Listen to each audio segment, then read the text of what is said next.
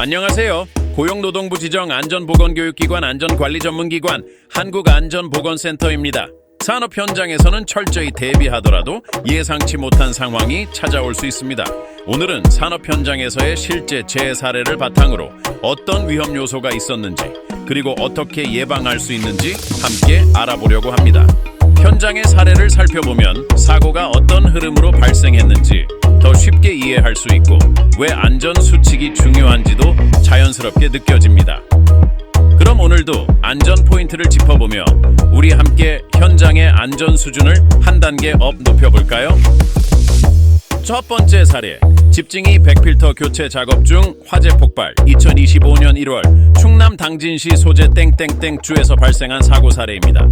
국소배기 장치 백필터를 교체하던 중 집진기에서 화재와 폭발이 발생했습니다. 이 사고로 작업자 1명이 숨지고 1명이 다치는 안타까운 재해가 발생했습니다.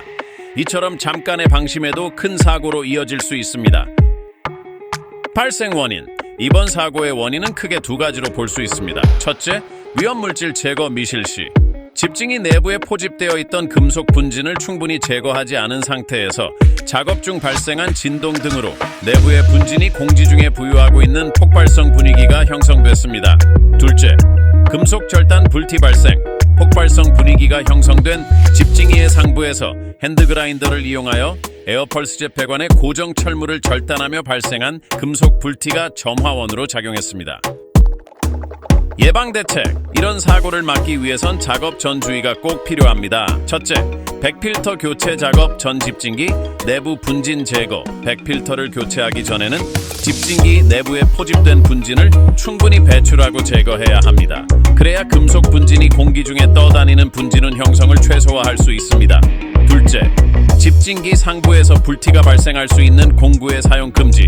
집진기 내부에 금속 분진이 분진운을 형성하고 있으면 분진 폭발이 발생할 수 있습니다. 따라서 집진기 상부에서는 불티나 불꽃이 발생할 수 있는 공구나 화기의 사용을 금지해야 합니다.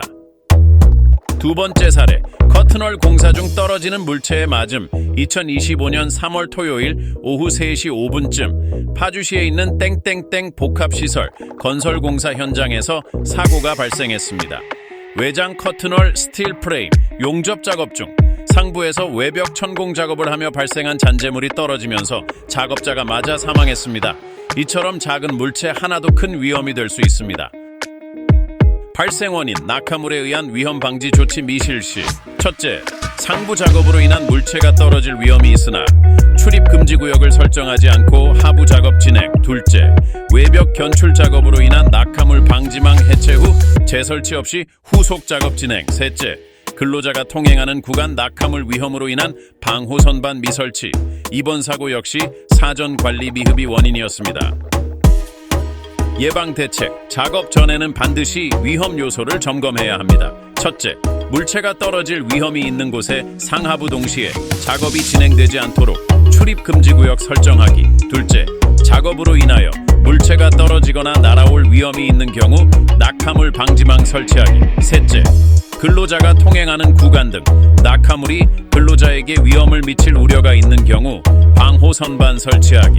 작은 실천이 큰 사고를 막는 가장 확실한 안전 습관입니다.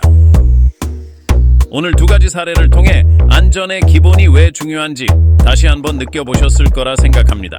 사고는 예고 없이 찾아오지만 준비된 현장은 다릅니다. 작은 관심이 큰 사고를 막고 서로를 살피는 한마디가 안전을 지켜줍니다. 매일매일의 점검과 배려로 우리 현장을 더욱 든든하게 만들어가요. 오늘도 감사합니다.